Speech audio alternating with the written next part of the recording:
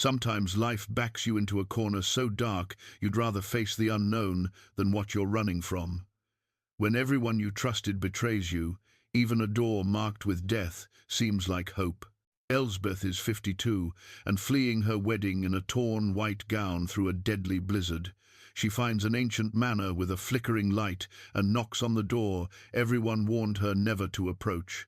Lord Dorian answers, a man untouched by time, with eyes that burn like old secrets.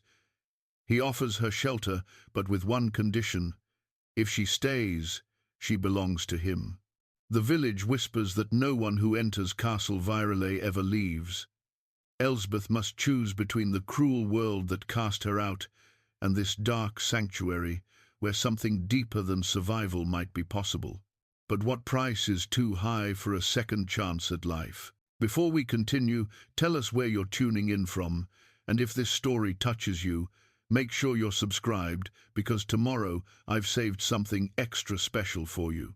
The morning of her wedding, Elsbeth Margaret Ashford stood before the cracked mirror in her modest chamber, watching her reflection fragment into pieces. How fitting, she thought, adjusting the yellowed lace of her mother's wedding gown. At 52, she had never imagined wearing it again, not after burying her dear William 15 years past, not after raising their children who now lived in distant lands with families of their own. The gown hung loose where her figure had softened with age, and she had spent the previous evening taking in seams by candlelight.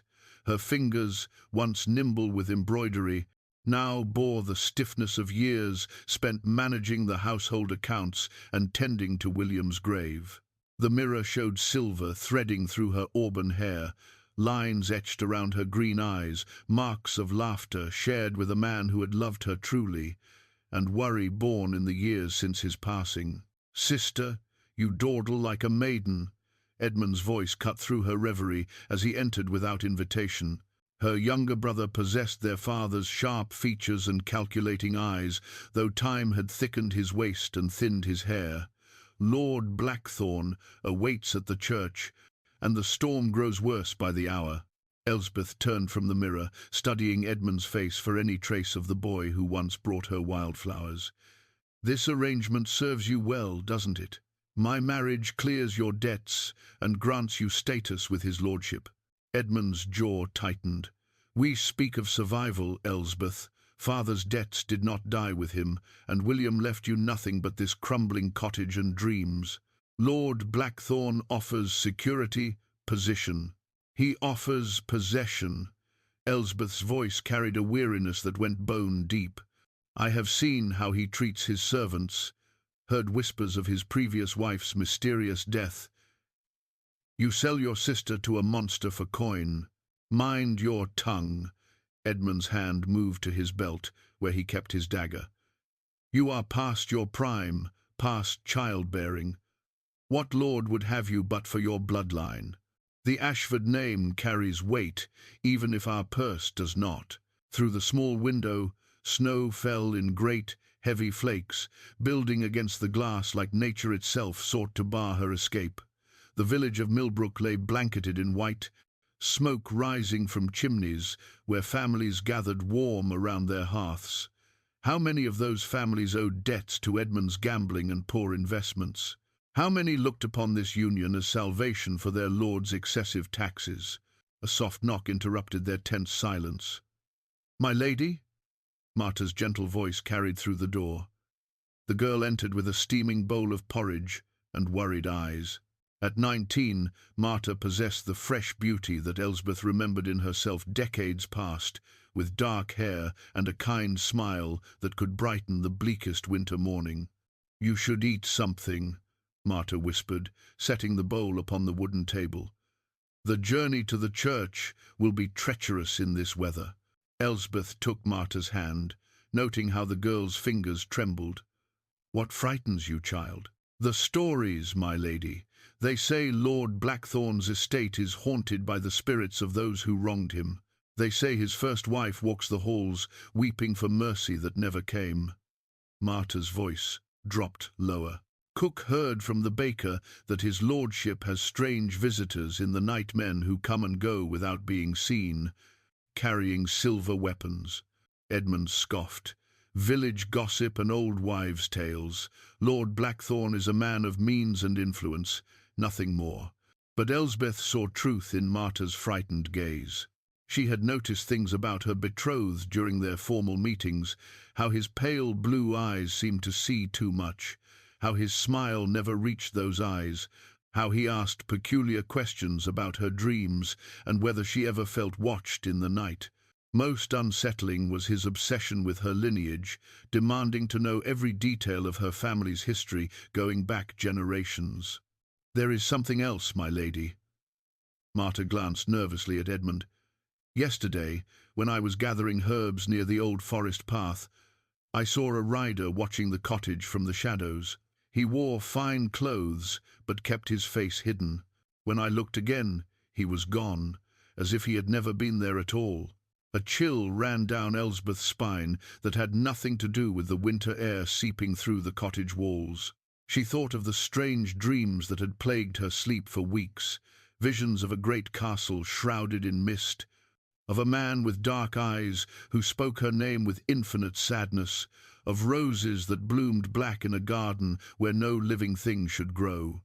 "Enough of this nonsense," Edmund declared, striding to the window. "The storm worsens, and we cannot keep his lordship waiting.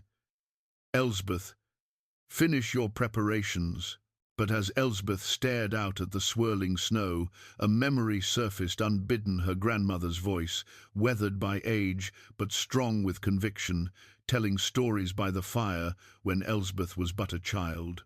Stories of the old castle that lay beyond the northern woods, where desperate souls found sanctuary but paid prices that mortal minds could barely comprehend.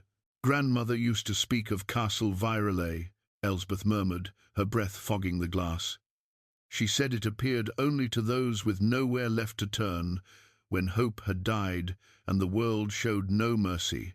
Edmund's reflection appeared beside hers in the window.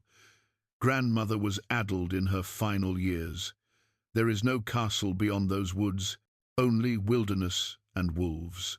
Yet Elsbeth remembered the conviction in her grandmother's eyes when she spoke of the castle's lord, a figure of legend who had walked the earth longer than memory could hold, who offered protection to women cast aside by an uncaring world.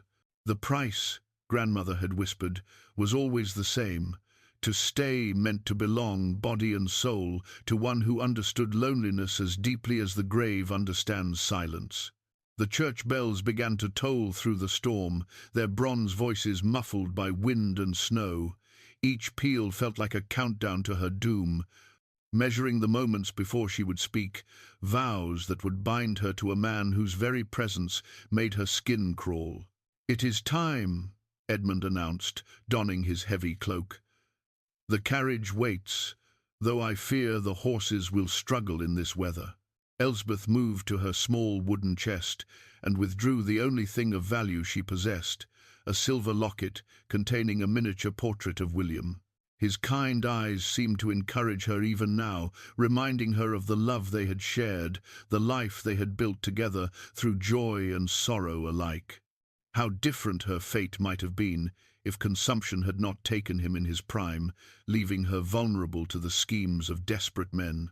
"My lady," Marta whispered, pressing a small bundle into her hands.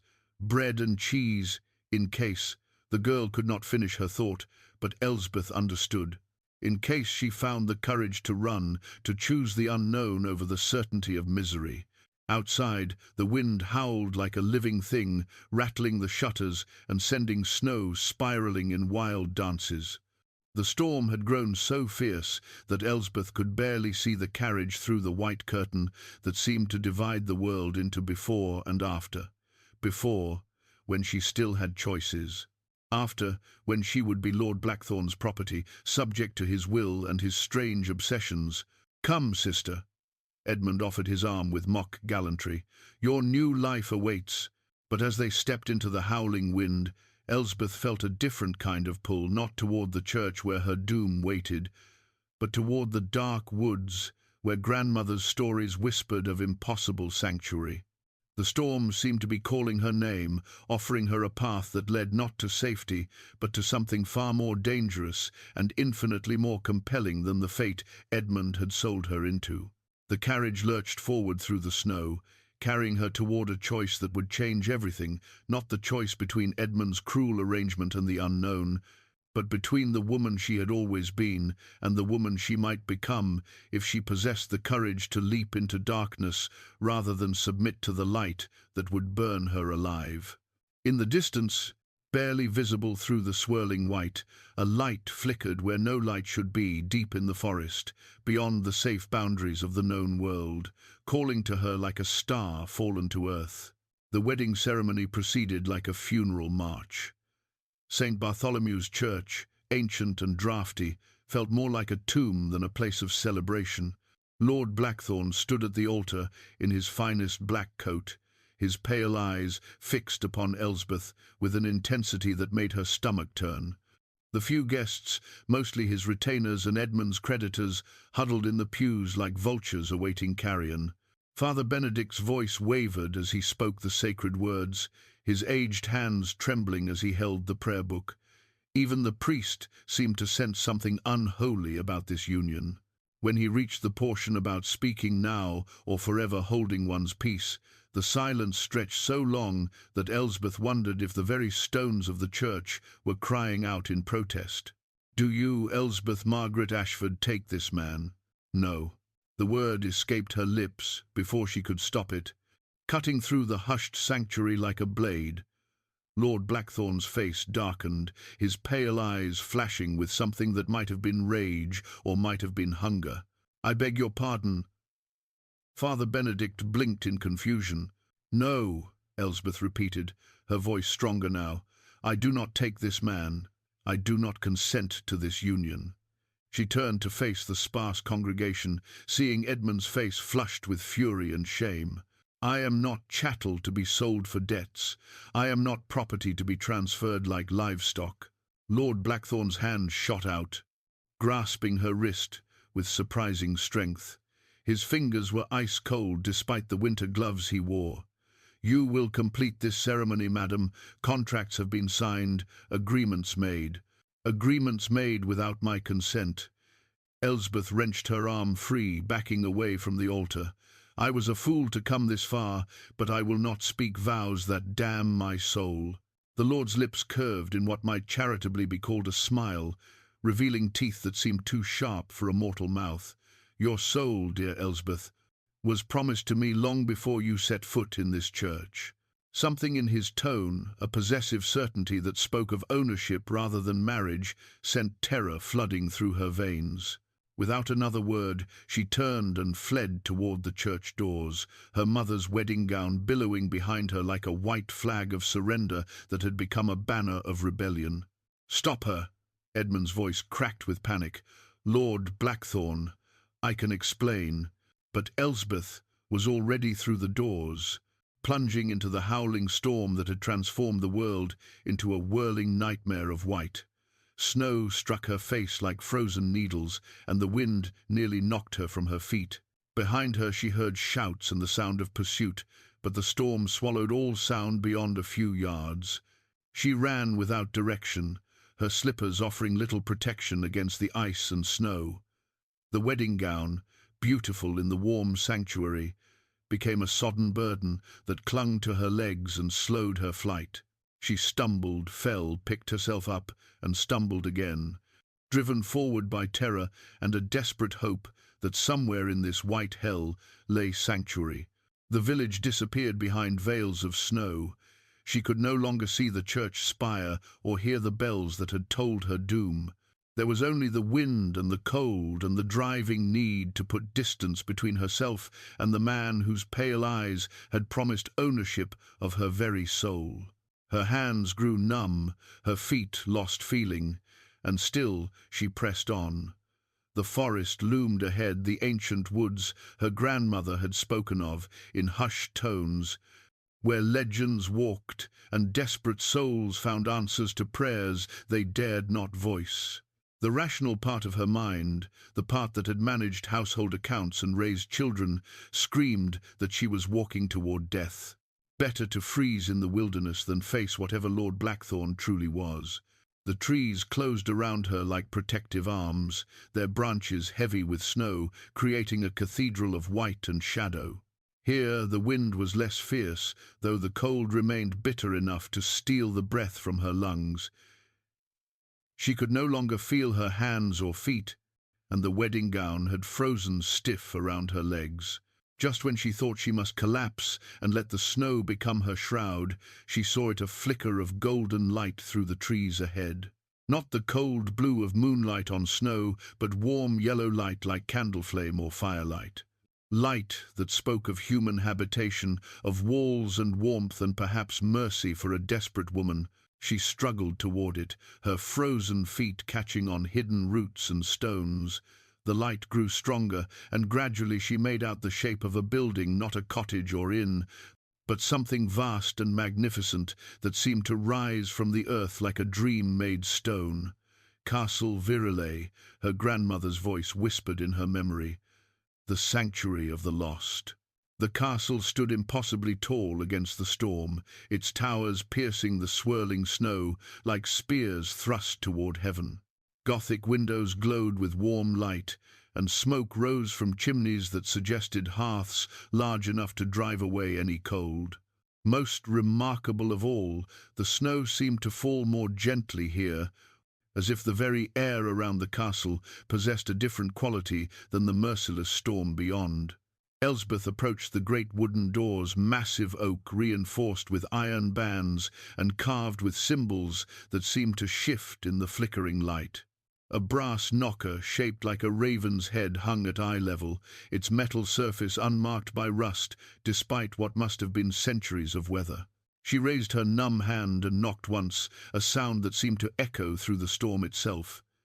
Then again, louder, desperation lending strength to her frozen limbs. The sound died away into silence, broken only by wind and her own ragged breathing. The great door opened without sound, revealing a figure that made her heart cease its beating.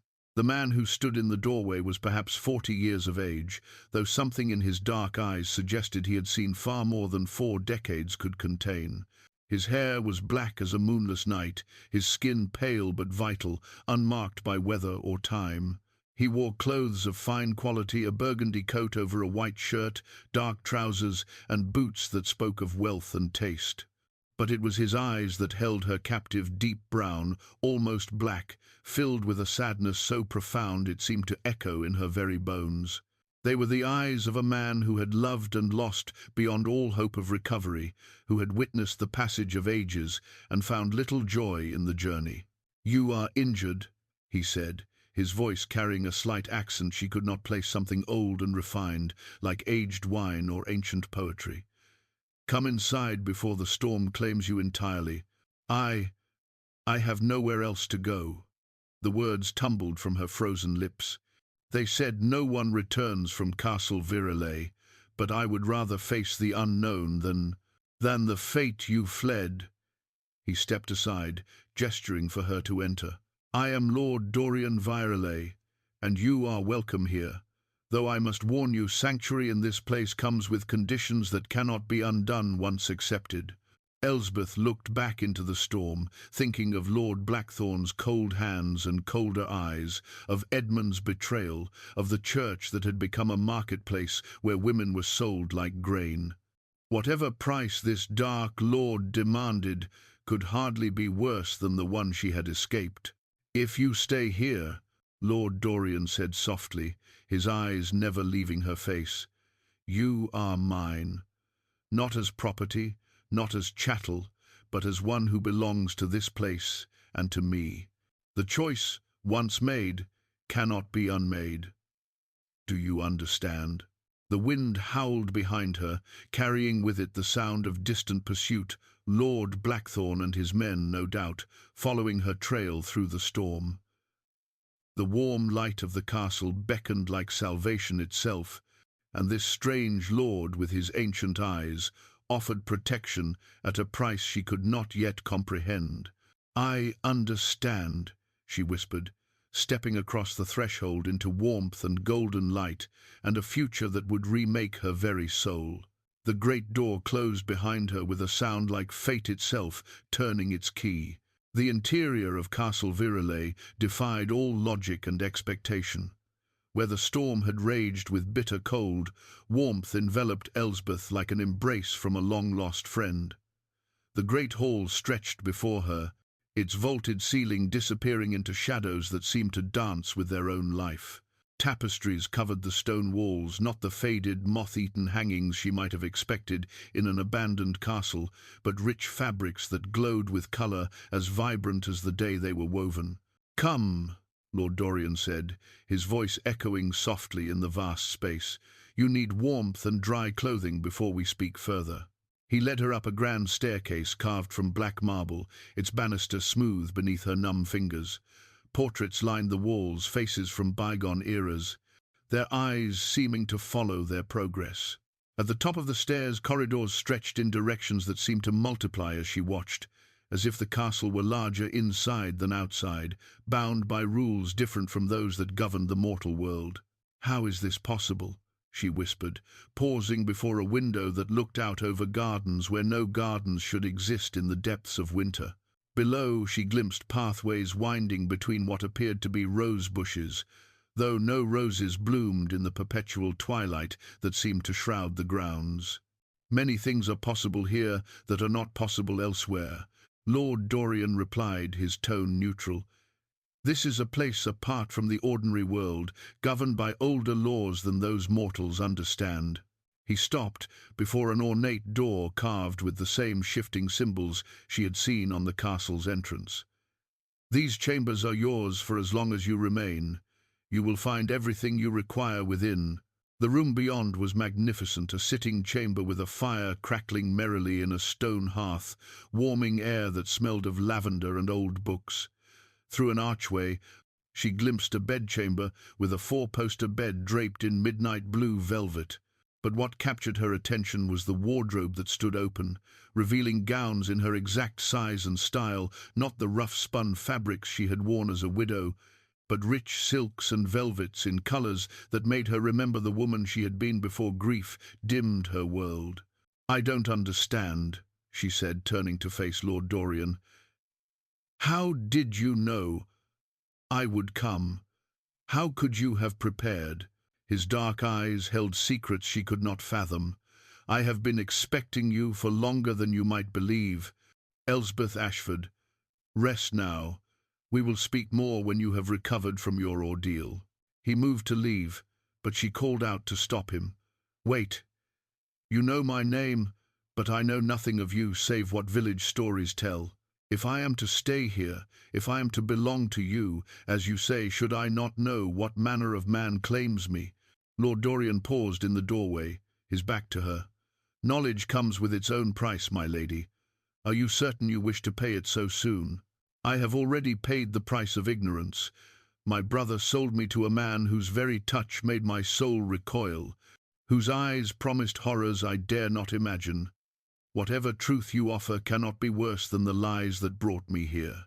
He turned slowly, and she saw something flicker in his ancient eyes, surprise, perhaps, or the faintest stirring of respect. "Very well, but first, tend to yourself. The fire will not die while you remain in this room, and you will find all you need. When you are ready, we will speak of truth and its consequences." After he left, Elsbeth explored her new domain with wonder and growing unease. The chambers were larger than her entire cottage had been, furnished with pieces that must have cost fortunes. The wardrobe held not only gowns but delicate undergarments, warm stockings, and slippers that fit her feet, as if crafted by a cobbler who had measured her in her sleep. Most unsettling of all was the washstand, where hot water appeared in the porcelain basin as soon as she approached, though she had seen no servants and heard no footsteps in the corridors. The water remained perfectly heated no matter how long she took to wash, and when she finally submerged her frozen hands, the relief was so intense she nearly wept. She chose a gown of deep green velvet that complemented her eyes and made her feel, for the first time in years, like a woman rather than a burden. As she brushed her hair before the silver mirror, noting with strange relief that her reflection appeared normal, her fingers found a small catch in the wooden frame of the dressing table. The hidden compartment opened to reveal a leather-bound journal, its pages yellowed with age. The first entry was dated 2 centuries past, written in a feminine hand that spoke of education and refinement. I have accepted Lord Dorian's offer of sanctuary, though I know not what price he will ultimately demand. My name is Isabella Fairfax, and I came to Castle Virelay fleeing marriage to a man who would have seen me burned as a witch for the simple crime of reading Latin. Lord Dorian is not what he seems, but then neither am I what I appear to be. Perhaps that is why I feel safe here, in this place where pretense holds no power. Elsbeth's hands trembled as she turned the pages, reading Isabella's account of her days in the castle. The entries spoke of long conversations by firelight, of a growing fascination with their mysterious host, of secrets revealed by degrees like layers of silk falling away to reveal truth beneath. He is not mortal, one entry read. I suspected as much from the beginning.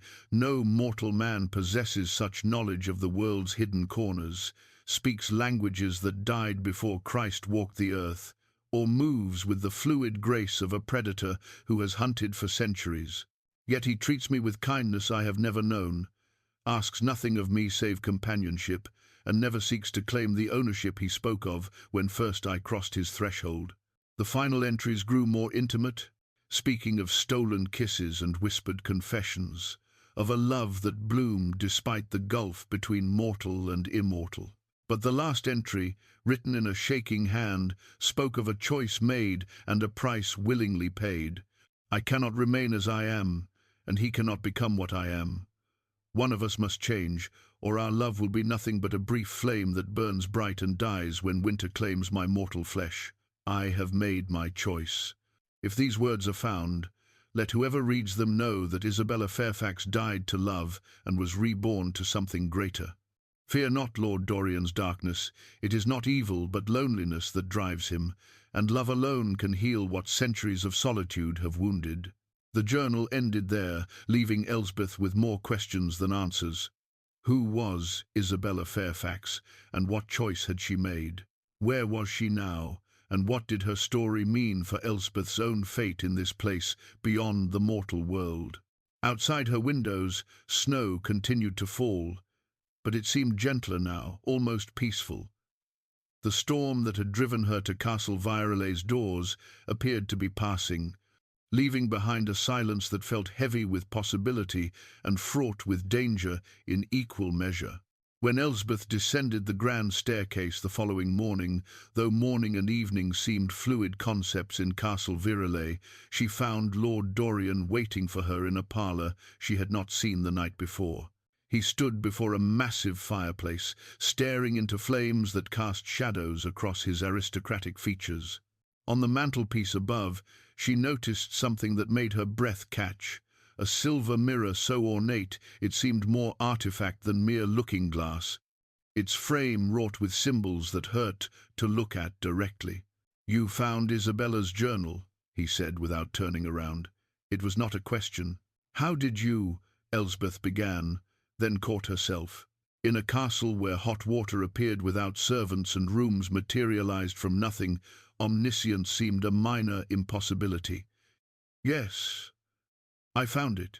You expected me to. I expected you to have questions that only truth could answer." He turned to face her, his dark eyes unreadable. "Are you prepared for those answers, Elsbeth?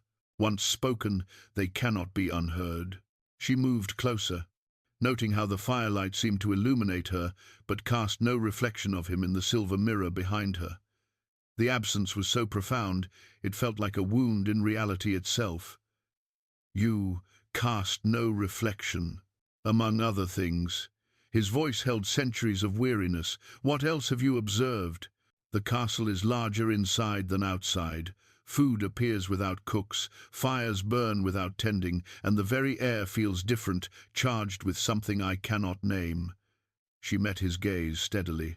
You are not mortal, are you, Lord Dorian? No. The simple word fell between them like a stone cast into deep water. I am what your people call vampire, though the reality is far more complex than the tales whispered around village hearths. Elsbeth felt her knees weaken, but she forced herself to remain standing. How long?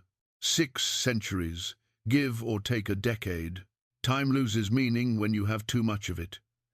He moved to pour wine from a crystal decanter, offering her a goblet that appeared in his hand as if conjured from thought. I was turned during the plague years, not by choice, but by a sire who thought eternal life a gift rather than a curse. Your family? She asked, accepting the wine with hands that trembled only slightly. Dead of the very plague I survived. His voice dropped to barely above a whisper. My wife, my children, everyone I loved, consumed by disease while I remained helpless to save them. When the sire came, offering immortality, I thought it meant I could protect those I cherished. I learned too late that some protections come at prices too high to bear. The wine was unlike anything she had ever tasted, rich and complex, warming her from within. Isabella wrote that you speak dead languages, no hidden corners of the world. How many have sought sanctuary here? Dozens, hundreds perhaps, over the centuries. Dorian moved to a bookshelf that stretched from floor to ceiling, running his fingers along leather spines. Women fleeing cruel husbands, daughters escaping forced marriages, widows cast out by families who saw them as burdens. The castle calls to those with nowhere else to turn. What happened to them? They made their choices. His tone remained carefully neutral. Some stayed until natural death claimed them. Others asked to be turned, to join me in immortality. A few chose to leave, to face whatever fate awaited them in the mortal world.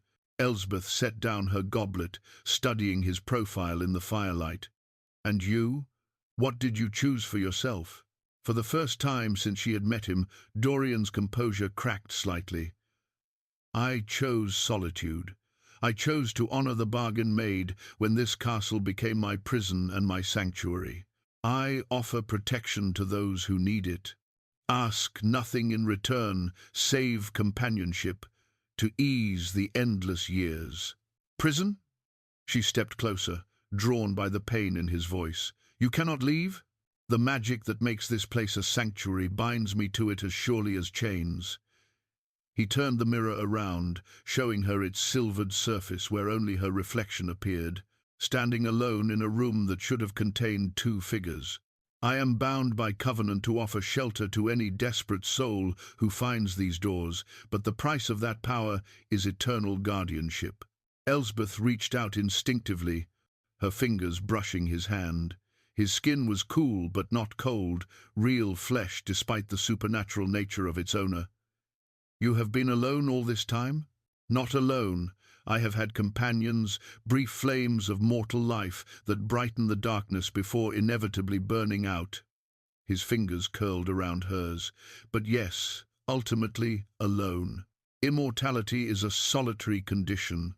The mirror behind them seemed to pulse with its own light, and in its depths, Elsbeth thought she glimpsed something impossible, a reflection of Dorian as he must have been in life, surrounded by a woman and children whose faces bore his features. The vision lasted only a moment before fading, leaving only her own reflection, staring back in shock. You saw them, Dorian said softly. The mirror shows truth, not what is, but what was, what might have been. They were beautiful. Tears she had not expected gathered in her eyes. Your children had your eyes. My daughter would have been about your age now had she lived. My son would have been older still, perhaps a grandfather himself. His voice carried the weight of all the years he had missed, all the lives he had failed to save. The mirror torments me with what I lost, reminds me daily of why I remain bound to this place. Elsbeth understood then not just his nature, but his burden. You blame yourself for their deaths. I was their protector, their provider. I should have found a way to save them. From the plague. She turned to face him fully. You would have needed to be God himself to stop such a disease. You were mortal then, as vulnerable as any other. Perhaps, but I have had 6 centuries to imagine different choices, different paths. The mirror shows me all of them, the lives I might have saved, the deaths I might have prevented. He gestured toward the silver surface. It shows truth, but not always kind truth. Understanding dawned.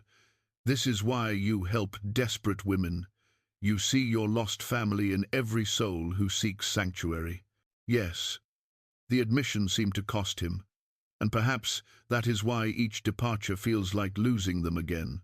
The fire crackled in the silence that followed, casting dancing shadows on the walls. Outside, snow continued to fall, cutting them off from the world beyond these magical walls, where time moved differently and truth revealed itself in mirrors that reflected more than mere flesh. 3 weeks passed in Castle Virelay, like a dream half remembered upon waking. Elsbeth found herself settling into rhythms that felt both foreign and familiar. Long mornings spent in the vast library with Dorian, afternoons exploring the castle's endless corridors, evenings by the fire, discussing philosophy, literature, and the strange ways of a world that seemed increasingly distant from their sanctuary. The library itself was a marvel that defied architectural possibility. Shelves stretched higher than cathedral spires, connected by staircases and bridges that moved at the touch of a hand. Books in languages she recognized mingled with texts in scripts that predated recorded history. Dorian proved to be a scholar of remarkable depth, fluent in tongues she had never heard spoken, familiar with works of philosophy that challenged every assumption she held about existence itself. You read Latin, he observed one morning as she perused a treatise on natural philosophy. That is unusual for a woman of your station. My father believed in education, unusual though it was. He said knowledge was the only inheritance that could never be stolen. William continued that education after we married. He would bring me books from his travels, saying a mind left idle grows as weak as an unused muscle. A wise man. Dorian's expression grew thoughtful. You must miss him greatly. Every day. But the grief has softened here, as if this place exists outside the stream of sorrow that flows through the mortal world. She looked around at the impossible library. Is that part of the magic? This sense that pain loses its sharpest edges within these walls? Perhaps. Or perhaps you have simply found peace in a place where you need not pretend to be less than you are. Their conversations had grown more intimate with each passing day, revealing depths in both that surprised them. Elsbeth discovered that centuries of existence had not dulled Dorian's capacity for wonder, if anything. Immortality had taught him to treasure the small beauties that mortals often overlooked. He spoke of sunrise over mountains that had since crumbled to dust, of music composed by masters whose names were forgotten by history, of love affairs between stars that played out over millennia. In return, she shared memories of her mortal life, the weight of William's hand in hers during his final illness, the pride she felt watching their children take first steps and speak first words, the simple joy of kneading bread while snow fell outside her cottage window. Dorian listened with an attention so complete it felt like worship, as if each mundane detail were a precious jewel added to some priceless collection. One afternoon, while exploring a corridor she had not seen before, Elsbeth discovered a door that opened onto impossibility. A garden where winter held no dominion. Pathways wound between beds that should have been buried under snow, but here the air was warm and sweet with the promise of spring. At the garden's heart stood a rose bush of magnificent proportions, its thorny branches reaching toward a sky that seemed caught in perpetual twilight. The roses haven't bloomed for 3 centuries. Dorian's voice came from behind her. She had not heard him approach, but his presence felt as natural as her own heartbeat. Why not? She moved closer to the bush, noting how the branches seemed to reach toward her as she passed. They require something I cannot give, something that died in me long ago." His tone held old pain, carefully controlled. Isabella believed she could make them bloom again. She spent hours here, talking to them as if they were old friends who had simply forgotten how to smile. Elsbeth reached out tentatively, her fingers brushing one of the thorny stems. The moment her skin made contact, the branch seemed to shiver, and deep within its woody heart she felt something stir a pulse like a slow heartbeat, a warmth that had nothing to do with temperature. "They're not dead," she whispered, wonder coloring her voice. "They're waiting." Waiting for what? She could not answer, but as her hand lingered on the stem, she felt the bush's patient longing like an echo of her own. Whatever force had kept these roses dormant for 3 centuries, it was not cruelty, but hope, hope that someone would come who possessed what they needed to bloom again. "Elsbeth." Dorian's voice was strange, almost fearful. "Step away from the roses." But she could not move. The connection between her and the bush deepened, and suddenly she understood with perfect clarity what it was waiting for. Not water or sunlight or the touch of seasons, but love freely given, love that asked nothing in return, love strong enough to wake what had slumbered in earth and root and thorn. When she finally stepped back, one bud had swelled on the nearest branch, not opened, but visibly changed, as if her touch had whispered promises the plant had not heard in lifetimes. "How?" Dorian stared at the bud with an expression caught between hope and terror. "I don't know." But even as she spoke, she felt the truth growing in her heart, like the rose swelling on its branch. "Perhaps because I have learned what it means to love without fear of loss." That evening, their conversation by the fire took on new depths. Dorian spoke more freely of the women who had shared his sanctuary over the centuries, not just Isabella, but others whose names had been carved into his memory like epitaphs on tombstones he could never visit. Each departure was a small death, he admitted, staring into flames that never seemed to consume their fuel. "I told myself it was better that way, better they returned to lives that could offer them what I could not: mortality, children, the passage of seasons, the comfort of growing old among their own kind. And what could you not offer them? A future that did not end in watching them age and die while I remained unchanged. Love that did not carry the weight of eternity's loneliness."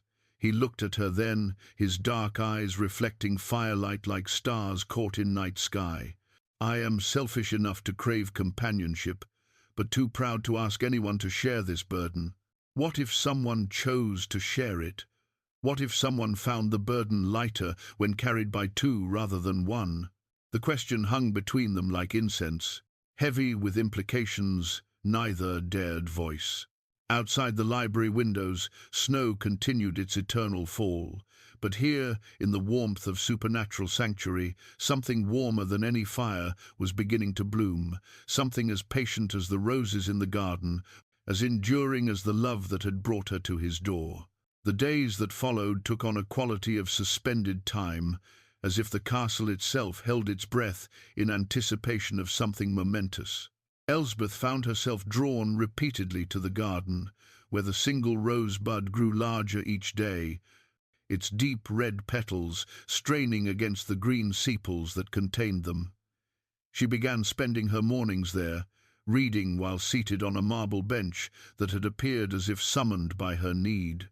Dorian joined her more frequently now, their conversations ranging from the sublime to the mundane. She learned that he had witnessed the rise and fall of kingdoms, had known kings and beggars with equal intimacy, and possessed a memory that retained every sunset he had watched alone over 6 centuries. In return, she shared stories of village life, of seasons marked by harvests and festivals, of the small rituals that made mortal existence meaningful despite its brevity. "You speak of your human life with such tenderness," he observed one afternoon as they watched clouds gather beyond the garden walls. "Do you not miss it?" "I miss certainty," she admitted. "Knowing that today would be followed by tomorrow, that winter would give way to spring, that children would grow and seasons would turn in their appointed order. Here, time feels fluid. Time is fluid. Mortals simply experience only a small portion of its current. Dorian's fingers traced patterns in the air, and frost appeared on the nearby fountain, despite the garden's eternal warmth. I have seen the same winter last for decades in some places, watched single summers stretch across multiple mortal lifetimes. The world operates by laws larger than human understanding. Elsbeth shivered, not from cold, but from the magnitude of his words. Does it not drive you mad, seeing so much, understanding so much, while being powerless to change any of it? Sometimes. His honesty was stark as winter wind. There have been years when I courted the sun, seeking final rest rather than continued existence. But always, another desperate soul would find my door, and duty would call me back to purpose. Purpose. She turned the word over in her mind like a stone worn smooth by handling. Is that what I am? Another purpose to keep you anchored to existence? The question hung between them, weighted with implications neither had dared address directly. Dorian was quiet for so long she began to think he would not answer. When he finally spoke, his voice carried a vulnerability she had not heard before. At first, yes, you were another lost soul requiring protection, another brief flame to warm the darkness before inevitably guttering out. He paused, watching her face for reaction. But you are not like the others, Elsbeth. You do not seek to change me or save me from what I am. You simply accept. There is little point in raging against facts that cannot be altered. She smiled, remembering conversations with William during his final illness. I learned long ago that love means embracing what is, not mourning what cannot be. Love. The word seemed to surprise him. Is that what this is? The rosebud chose that moment to unfurl its first petal, deep, crimson against the perpetual twilight of the garden. Both of them stared at it in wonder, watching as centuries of patient waiting began to bear fruit. I think, Elsbeth said carefully, that love is what it has always been, two souls recognizing something vital in each other, regardless of the complications that recognition brings.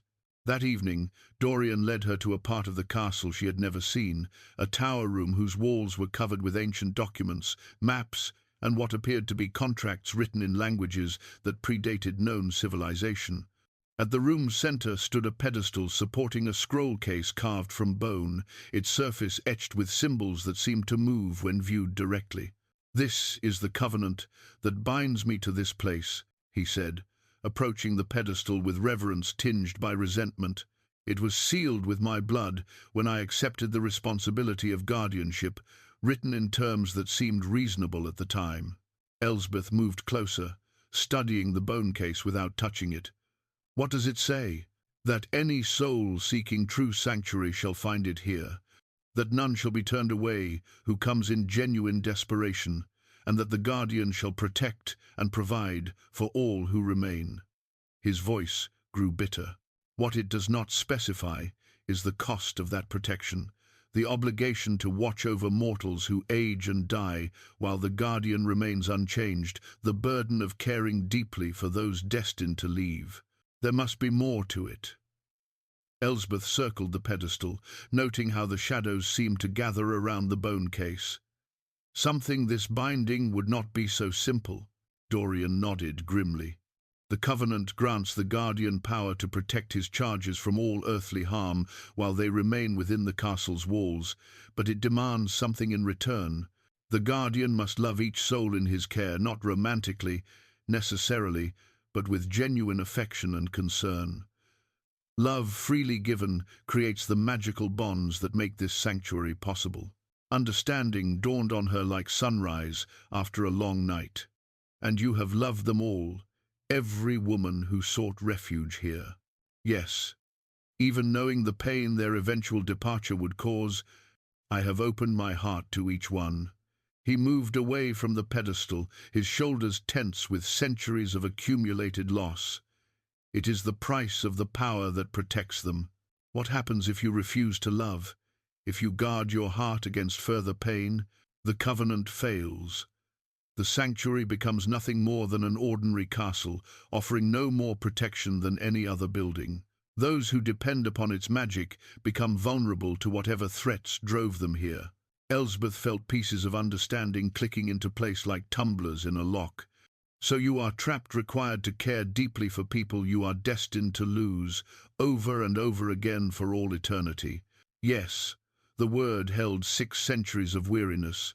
Though I begin to suspect the covenant contains loopholes, I have never explored possibilities I have been too afraid to test. What kind of possibilities? But before he could answer, a sound drifted through the castle, distant but unmistakable. Horses' hooves on frozen ground, men's voices calling through the winter night, the jingle of harness and weapons that spoke of pursuit and violence. "They have found us," Dorian said, his voice suddenly deadly calm. "Your former betrothed has tracked you here." Through the tower windows, Elsbeth could see torches moving through the forest like angry stars, growing closer with each passing moment. Lord Blackthorn had come to claim what he considered his property, and whatever supernatural protection Castle Virelay offered was about to be tested by forces that might prove stronger than even ancient magic could withstand. The torches grew closer through the night, and by dawn they had surrounded Castle Virelay in a ring of hostile fire.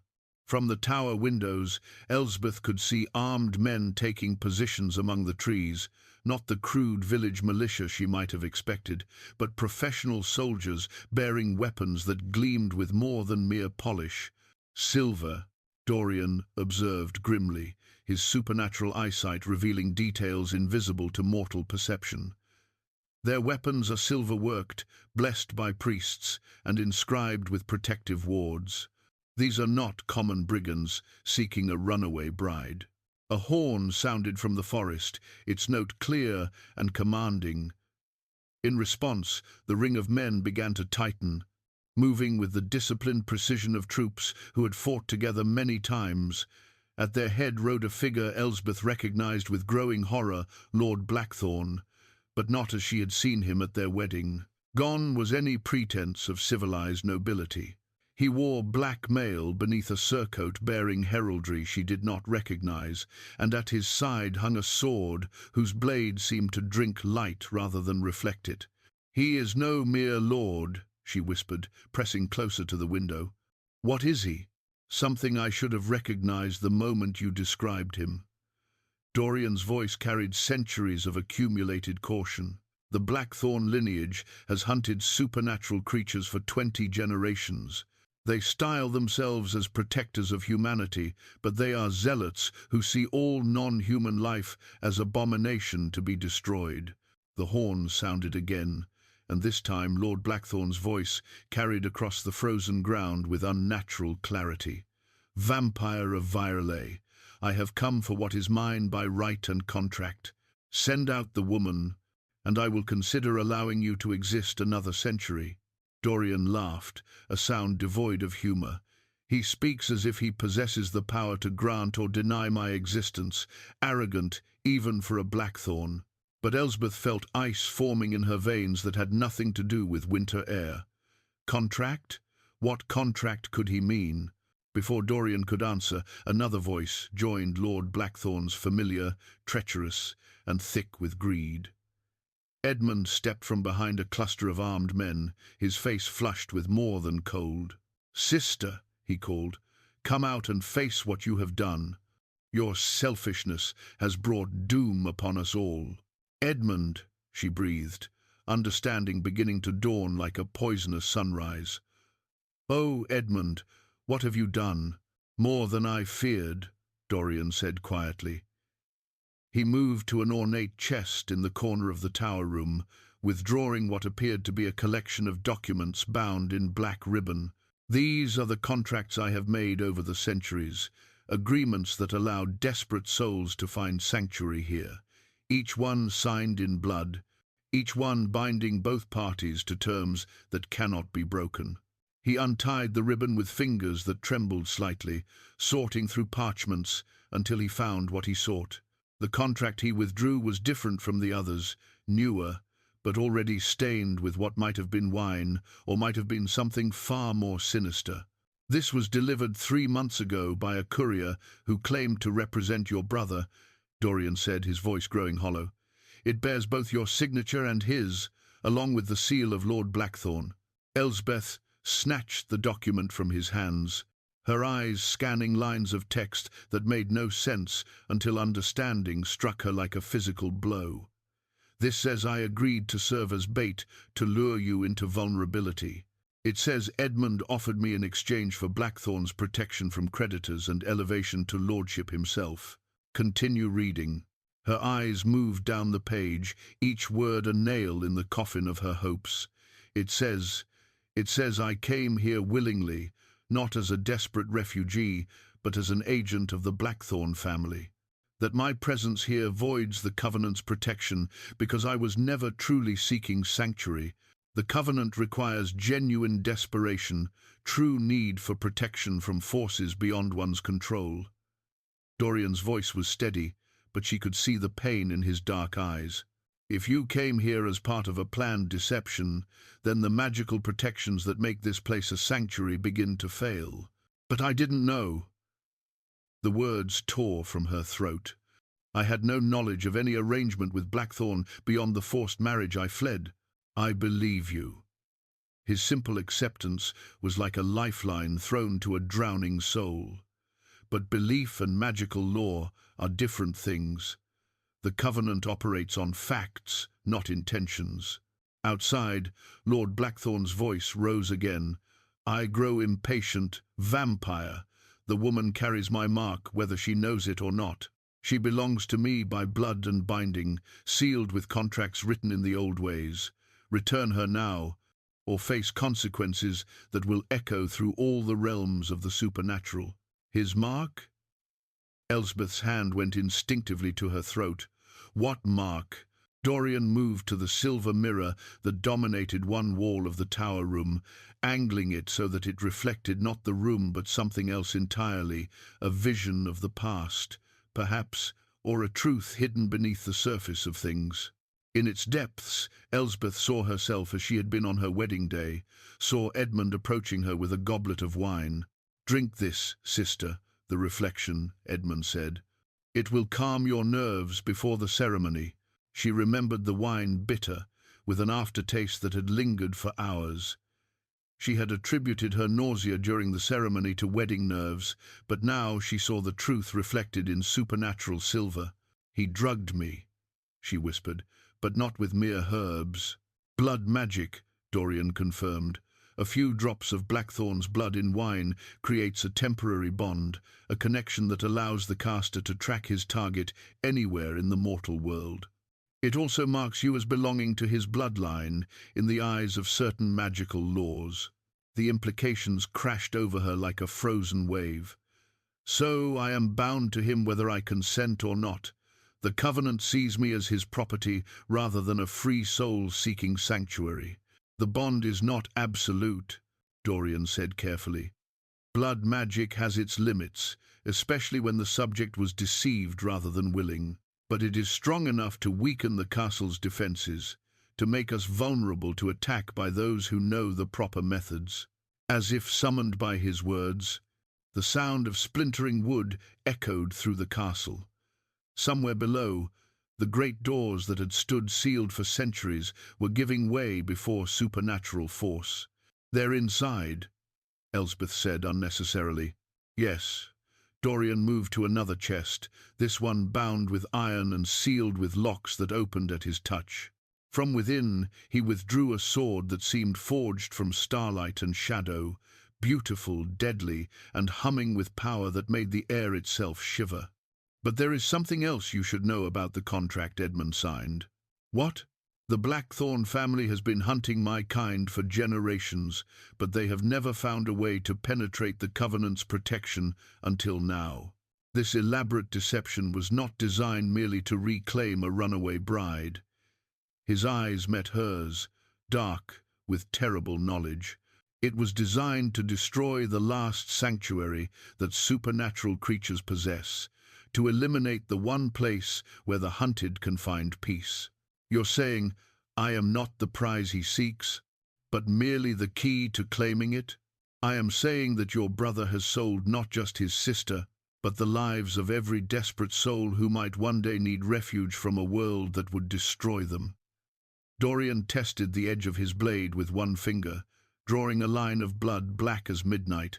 And I am saying that if Lord Blackthorn succeeds here, creatures like myself will have nowhere left to hide when the hunt turns to extermination. The sound of booted feet on marble stairs echoed from below, growing closer with each passing second. Whatever protection Castle Virelay had offered was failing, undermined by blood magic and legal trickery that turned sanctuary into trap. What can we do? Elsbeth asked, though she suspected the answer would cost them more than either was prepared to pay. We can fight, Dorian replied, offering her a dagger whose blade matched his sword. We can make them pay dearly for their victory, or, his dark eyes held depths of sorrow and possibility in equal measure. Or we can discover whether love freely given possesses power enough to rewrite the very laws that bind us both. The sound of approaching footsteps drove them into action with desperate urgency. Dorian led Elsbeth through corridors that seemed to shift and change as they moved, the castle itself responding to the crisis by revealing passages she had never seen. They descended spiral staircases carved from living rock, passed through chambers where ancient armor stood, ready for battles long since ended, and finally emerged into a circular room deep beneath the castle's foundation. At the center of this hidden sanctuary stood a pedestal supporting an ornate chalice carved from what appeared to be crystallized blood. The heart's blood chalice. She recognized it from Isabella's journal descriptions, though seeing it in person took her breath away. The cup pulsed with its own internal light, casting crimson shadows on walls covered with symbols that seemed to writhe and shift when viewed directly. This is the true heart of the covenant, Dorian explained, his voice echoing strangely in the confined space. The source of the castle's power, the anchor that holds the sanctuary magic in place. Above them, the sounds of systematic destruction grew louder. Lord Blackthorn's forces were not merely searching, they were methodically dismantling protections that had stood for centuries, using knowledge passed down through generations of supernatural hunters. The ritual you spoke of, Elsbeth said, studying the chalice, the one that requires the willing sacrifice of one's most precious love. You believe it could restore the Covenant's power despite the contract Edmund signed? It is the only possibility I can see. Dorian moved to a shelf lined with ancient texts, withdrawing a volume bound in scales that shimmered like oil on water. But the price would be absolute. The ritual requires not just the willingness to sacrifice love, but the actual surrender of all memory and feeling connected to that love. You would retain knowledge of what occurred, but the emotions that make that knowledge meaningful would be stripped away forever. Elsbeth felt her heart clench with understanding. I would remember loving you, but not feel that love. I would know we were close, but experience no warmth from that knowledge. Yes, and I would be forced to watch you become a stranger wearing a familiar face, to see you look at me with polite interest, rather than the warmth that has become as necessary to me as blood itself. His hands shook as he opened the scale-bound book.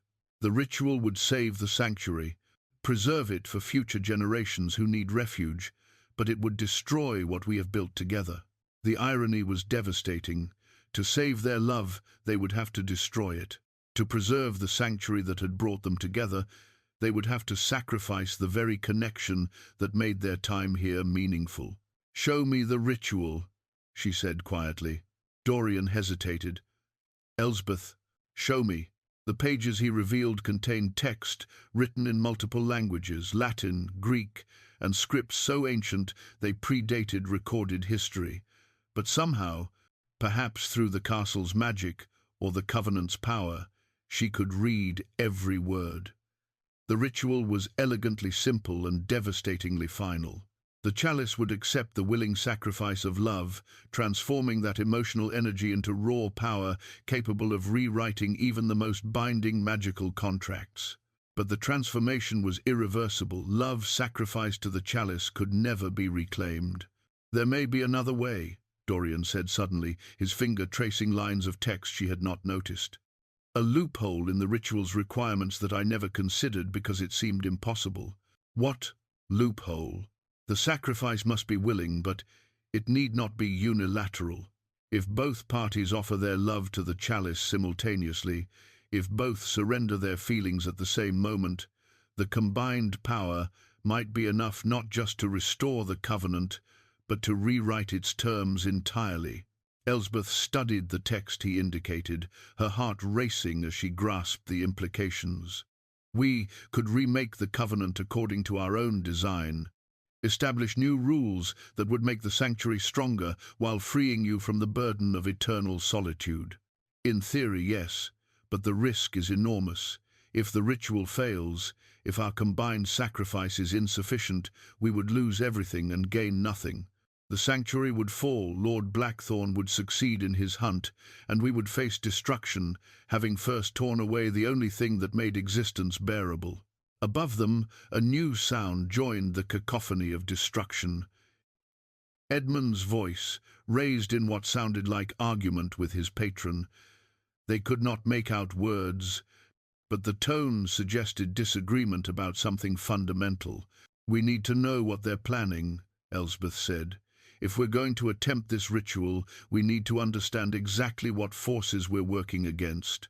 Dorian nodded, leading her to what appeared to be a blank wall. At his touch, the stone became transparent as glass, revealing a view of the great hall above where Lord Blackthorn's forces had gathered. The supernatural hunter stood before the massive fireplace, directing his men as they arranged items that made Elsbeth's blood run cold. Silver chains inscribed with religious symbols, wooden stakes carved with protective wards, bottles containing what could only be holy water blessed by multiple faiths, and at the center of it all, a brazier where something burned with flames that cast no heat but seemed to consume light itself. "A banishment ritual," Dorian breathed. "They're not just here to destroy the sanctuary, they intend to cast me out of existence entirely, to erase me from the fabric of reality itself. Can they do that? With the right preparation, the proper tools, and enough knowledge of the old laws, yes." His voice was grim. "The Blackthorn family has been perfecting such rituals for centuries. What you see there represents 20 generations of accumulated lore about how to permanently destroy supernatural creatures." Edmund stood apart from the soldiers, his face pale but determined. When he spoke, his words carried clearly through the magical window. "You promised me lordship and freedom from debt. You said nothing about erasing entire bloodlines from existence." Lord Blackthorn's laugh was cold as winter stone. "Your sister was the key to breaking this sanctuary's protection, nothing more. Did you think I would honor agreements made with mortals once my true purpose was achieved?" He gestured to his men, who began to arrange the ritual components with practiced efficiency. "When this night's work is done, the vampire will be unmade, the sanctuary will be broken, and you will have the privilege of serving as witness to the end of an age. And my sister will share her protector's fate, naturally. The blood bond between us ensures she cannot survive his destruction." Blackthorn's pale eyes glittered with malicious satisfaction. "You have delivered 2 prizes for the price of 1, the last great vampire and the woman whose bloodline carries traces of the old magic. Both will feed the flames that herald a new era of human dominance over the supernatural world." Edmund's face went white. "You never intended to honor our bargain. I intended to use you, as I have used you. Your purpose is served. Whether you survive to see dawn depends entirely on how useful you prove in the hours ahead." In the hidden chamber below, Elsbeth felt her world crystallize into perfect, terrible clarity. Lord Blackthorn had never wanted her as a wife. He had wanted her as a sacrifice, a source of power for rituals that would remake the supernatural world according to his vision. Edmund's greed had delivered exactly what the hunter needed, but his sister's life had never been part of any bargain that would be honored. "How long do we have?" she asked Dorian. "Minutes, perhaps. Once they complete the banishment circle, my connection to this place will be severed. The covenant will shatter, the sanctuary will become ordinary stone, and both of us will be vulnerable to whatever fate they choose to impose." Elsbeth moved to the heart's blood chalice, her hands hovering over its crystalline surface. "Then we attempt the ritual now, while we still can. The risk is less than the certainty of destruction if we do nothing." She met his eyes, seeing her own determination reflected in their dark depths. "I came to your door desperate and with nowhere else to turn. Perhaps it is fitting that I leave the same way, taking the only path available, regardless of the cost." Dorian joined her at the chalice, his hand covering hers on its rim. "If we do this, there is no certainty that we will survive with any memory of what we have meant to each other. And if we don't, there is certainty that we won't survive at all." She smiled, memorizing his face in case these were the last moments she would see it with eyes unclouded by the ritual's price. "I would rather love you briefly and lose that love than never have loved you at all." Above them, the sounds of preparation reached crescendo. Lord Blackthorn's voice rose in words of power that made the very air shiver with malevolent intent. Whatever window they had for action was closing rapidly. "Together then," Dorian said, his fingers intertwining with hers. "Together," she agreed, and felt the chalice grow warm beneath their joined hands, responding to the love they were preparing to sacrifice in hope of saving something greater than themselves. The ritual that would either preserve their sanctuary or destroy them both was about to begin. The heart's blood chalice pulsed beneath their joined hands like a living heart, its crystalline surface growing warm as it responded to their combined intention. Around them, the hidden chamber began to change. Symbols carved into the walls flared to life with eldritch fire, and the air itself seemed to thicken with power that made breathing difficult. "The words must be spoken in perfect unison," Dorian said, his voice barely audible above the growing hum of magical energy. "Any variation, any hesitation, and the ritual will consume us without effect." Elsbeth nodded, her eyes locked on his. She could feel the love between them like a tangible force, warm and vital and precious beyond measure. In moments, they would pour all of that warmth into the chalice and watch it transform into something else entirely. Power without feeling, magic without meaning. Above them, Lord Blackthorn's ritual reached its own crescendo. The supernatural hunter's voice rose in words that seemed to tear at the fabric of reality itself, and the castle shuddered in response.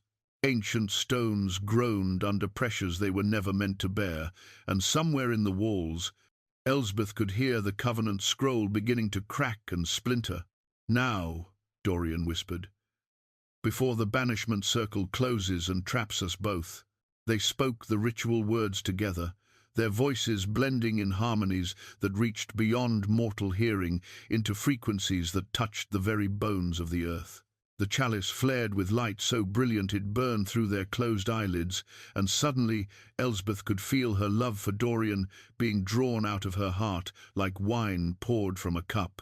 The sensation was indescribable, not pain, exactly, but a hollowing that left her gasping. Memories remained intact, but the emotional weight that gave them meaning began to drain away. She remembered their first conversation by firelight, but the warmth she had felt faded to mere intellectual curiosity. She recalled their kiss in the garden, but the passion that had made her pulse race became nothing more than a footnote in her mind. "Elsbeth." Dorian's voice sounded strange, distant. Looking at him, she saw the same hollowing reflected in his dark eyes as centuries of careful affection poured into the chalice and transformed into raw, magical power. The castle shook again, but this time with different energy.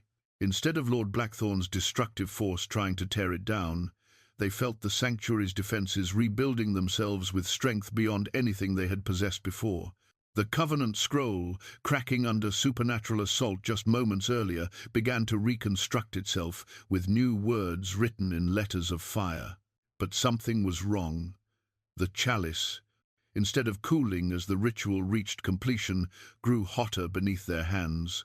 The light within its depths swirled faster, and Elsbeth realized with growing horror that their sacrificed love was being consumed, but not transformed, devoured by something else that had been waiting in the chalice's crystalline heart. "The ritual," she gasped, struggling to understand what was happening. "Something is interfering." Above them, Edmund's voice cut through Lord Blackthorn's chanting with desperate urgency. "Stop! The banishment isn't working correctly. You're channeling power into something below instead of casting it out." Lord Blackthorn's ritual faltered as he realized the truth. His attempts to banish Dorian had instead fed power directly into the heart's blood chalice, amplifying the love sacrifice beyond all safe parameters. The supernatural hunter had unknowingly become part of their ritual, his own magical energy joining theirs in the chalice's hungry depths. "No!" Blackthorn's voice cracked with fury and fear. "You cannot. This is not possible." But it was happening. The chalice had become a focal point where three different magical forces converged: Elsbeth and Dorian's willing sacrifice, the ancient Covenant's protective power, and Lord Blackthorn's banishment energy. The combination was creating something unprecedented, something that none of them had planned or anticipated. The chamber around them began to crack and splinter as power beyond its capacity to contain built within the chalice. Chunks of stone fell from the ceiling, and the magical window that had shown them the great hall above shattered into fragments that reflected impossible images, futures that might be, pasts that could have been, presents that existed in other worlds entirely. "The Covenant scroll," Dorian managed to say through gritted teeth as the power flowing through the chalice threatened to tear him apart. "Look at the Covenant scroll." Through the chaos of colliding energies, Elsbeth saw it. The ancient document that bound Dorian to his eternal guardianship was rewriting itself in real time, new terms appearing and disappearing as the magical forces fought for dominance. Some of the changes were beneficial clauses that would free future sanctuary seekers from the blood magic that had compromised her own refuge, protections that would make the castle truly invisible to supernatural hunters. But others were terrifying requirements that would bind not just Dorian, but any who loved him to the sanctuary's service, obligations that would transform willing guests into eternal prisoners. The chalice pulsed one final time, its crystalline surface beginning to crack under the pressure of conflicting magics. Whatever was about to happen would reshape not just their love or their sanctuary, but the very nature of the covenant that had stood for 1,000 years. "Whatever happens," Elsbeth forced herself to say, as the chalice prepared to either save or destroy them all, "I choose this moment over any other fate." Dorian's hand tightened on hers, just as the heart's blood chalice shattered into fragments of light and sound and power that would remake their world entirely. The shattering of the heart's blood chalice released a wave of power that swept through Castle Virelay like a tide of liquid starlight. Elsbeth felt herself lifted from the ground by forces that operated beyond the laws of physics, her body becoming translucent as magic flowed through her very bones. Beside her, Dorian underwent a similar transformation, his vampiric nature blazing like a dark flame caught in supernatural wind. The power surge reached the great hall above, where Lord Blackthorn's banishment ritual collapsed in spectacular failure. His carefully arranged silver chains melted like ice in summer heat, his protective wards burned away to ash, and the brazier that had held his unholy flames exploded in a shower of sparks that set his men scrambling for cover. "Impossible!" Blackthorn raged, his pale eyes wide with disbelief. "No love sacrifice should possess this much power." But Edmund, cowering behind an overturned table, understood what his former ally did not. "You fed your own magic into their ritual," he called out. 20 generations of accumulated power, all the banishment energy your family has gathered, it's all being absorbed by whatever they're doing down there. In the hidden chamber, the destroyed chalice reformed itself from pure will and magical necessity. But this new vessel was different, no longer crystallized blood, but something that seemed to contain captured starlight, pulsing with energies that spoke of renewal rather than sacrifice. The restored sanctuary stone, as Elsbeth would later think of it, held power enough to rewrite reality itself according to the will of those who had fed it. The covenant scroll above them blazed with new text, and as the words appeared, Elsbeth felt knowledge flowing into her mind, like water into a vessel. The ancient document was indeed remaking itself, but not randomly. It was responding to the deepest desires and intentions of all 3 magical sources that had contributed to its transformation. From Dorian came his centuries-old wish for companionship without the burden of watching loved ones age and die. From her came the desperate hope for a sanctuary that could truly protect the innocent without requiring them to surrender their humanity. And from Blackthorn, against his will but inescapably, came his family's accumulated knowledge of how to make magical bonds unbreakable. The result was a covenant unlike any that had existed before. The sanctuary would remain, stronger than ever, but its guardian would no longer bear his burden alone. Those who chose to stay truly chose, without coercion or manipulation, would share in both the responsibility and the protection, becoming co-guardians rather than dependents. "Look," Dorian whispered, his voice filled with wonder. Through the magical window, they could see Edmund approaching the great fireplace, where Lord Blackthorn raged against his failing plans. But Edmund no longer moved with the hunched shoulders of a desperate debtor. Instead, he carried himself with new purpose, and in his hands gleamed a weapon that made Blackthorn step backward in alarm.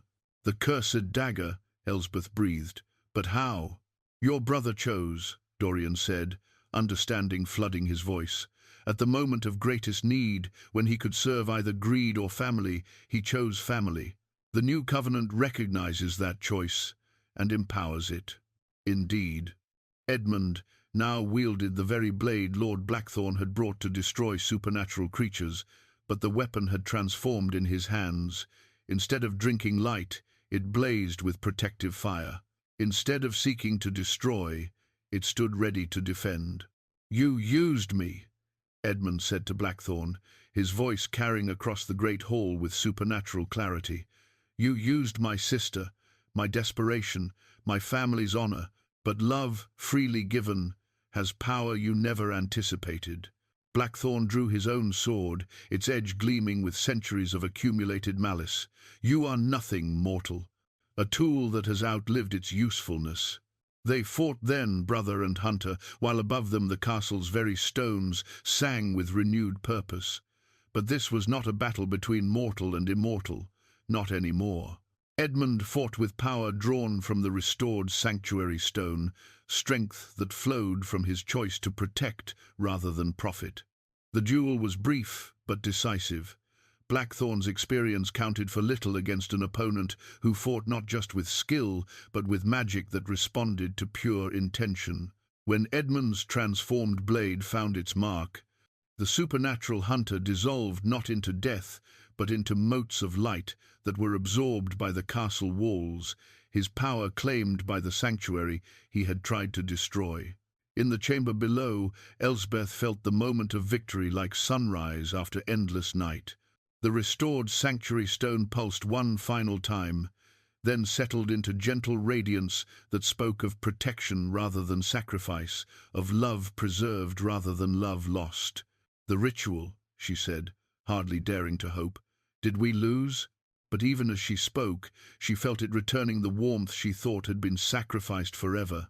The love that had made existence meaningful flowing back into her heart like wine returning to an emptied cup. The new covenant had taken their willing sacrifice and transformed it into something that could be given and returned, shared and multiplied, rather than simply consumed. Dorian's eyes met hers, and she saw the same miracle reflected there, love restored, enhanced by the trials it had survived, made stronger by the price they had been willing to pay. "The covenant is fulfilled," he said, his voice rich with emotions that had died and been reborn. "And we are free to write the next chapter however we choose." 3 months after the night that transformed Castle Virelay forever, Elsbeth stood in the garden, where roses bloomed in defiance of winter's grip.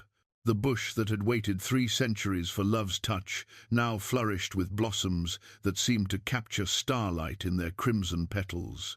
Each flower was perfect, their fragrance carrying notes of hope and renewal that made even the coldest morning feel like spring's promise.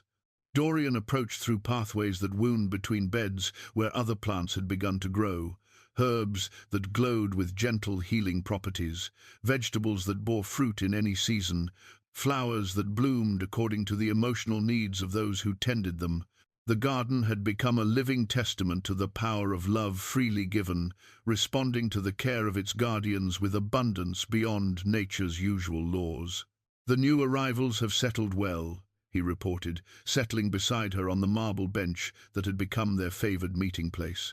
"Margaret finds the library soothing after her ordeal, and young Thomas is already helping Edmund with the castle's defences." Since the Covenant's renewal, Castle Virelay had become something unprecedented, not just a sanctuary for the desperate, but a community of those who chose to remain and serve others in need. Margaret, a widow fleeing creditors who would have seen her children sold into servitude, had arrived 2 weeks past. Thomas, barely 18 but marked by supernatural hunters for gifts he could not control, had found them just days ago. Each new arrival strengthened the castle's protective magic while finding healing for wounds that went deeper than flesh. Edmund had proven the most surprising transformation of all. Her brother, freed from the debts and desperation that had driven him to betrayal, had become the castle's most dedicated protector. He now served as liaison between the sanctuary and the outside world, using his knowledge of mortal affairs to identify those who might need refuge while ensuring that threats were detected before they could approach the castle's walls. He seeks redemption through service. Dorian had observed one evening as they watched Edmund training with weapons that had been blessed rather than cursed. Perhaps that is the truest form of penance, not suffering for past wrongs, but working to prevent future ones. The new covenant allowed for such flexibility. Unlike the rigid terms that had bound the castle's magic for a millennium, these renewed protections adapted to the needs and choices of those they sheltered. Some, like Margaret, would likely return to the mortal world once her immediate dangers passed. Others, like Thomas, seemed destined to become permanent guardians, their supernatural gifts finding purpose in service to the sanctuary. And some, like herself and Dorian, had discovered that love between immortal and mortal need not end in tragedy if both parties chose transformation together. The restored sanctuary stone had offered her a gift she had never expected, the choice to share Dorian's eternal existence, to become his partner not just in love, but in the sacred duty of protecting the lost and desperate. "Are you certain?" he had asked when the possibility first became clear. "Immortality cannot be undone, and I would not have you choose eternity simply to avoid the pain of parting." "I do not choose eternity," she had replied, her hand finding his as naturally as breathing. "I choose love. If eternity comes with it, then I will learn to make good use of the time." The transformation had been gentle, accomplished not through violence or vampiric bite, but through the willing sharing of the sanctuary's renewed magic. She retained her essential humanity while gaining the strength and longevity needed to serve as co-guardian of Castle Virelay. Most importantly, she kept her ability to love without the hollowness that had marked Dorian's long solitude. "The wedding preparations proceed well," Dorian said now, his voice warm with anticipation. Margaret has proven surprisingly skilled with needlework, and she insists that your gown should rival those worn by queens." Elsbeth smiled, thinking of the simple band he was carving from wood taken from the rosebush's heartwood, a ring that would symbolize their choice to bind their lives together in service to something greater than themselves. They had decided on a spring ceremony, though in the castle's gardens spring seemed to arrive whenever love demanded it. "Edmund worries that we invite too much attention with celebration," she said. "He fears word might reach other branches of the Blackthorn family." "Let them come," Dorian replied with confidence, born of the sanctuary's new strength. "The Covenant now protects not just those within these walls, but the very concept of sanctuary itself. Any who would destroy refuge for the desperate must first overcome protections that span multiple realms of existence." Through the garden's archway, they could see the castle's great hall, where new arrivals were always welcomed with warmth and understanding. Tomorrow would bring another lost soul to their door. The sanctuary stone had whispered warnings of a young woman fleeing accusations of witchcraft, seeking shelter from those who would burn her for gifts she could not control. "Will you miss it?" Dorian asked suddenly. "The simplicity of mortal life, the certainty of seasons and endings?" Elsbeth considered the question while watching roses bloom that should have been impossible, tended by hands that would never age. In a garden where love had learned to take root and flourish despite all odds. "I will miss the woman I was," she said finally, "but I would not trade her future for any past, no matter how dear." She turned to meet his ancient eyes, now bright with renewed purpose. "We have work to do, you and I.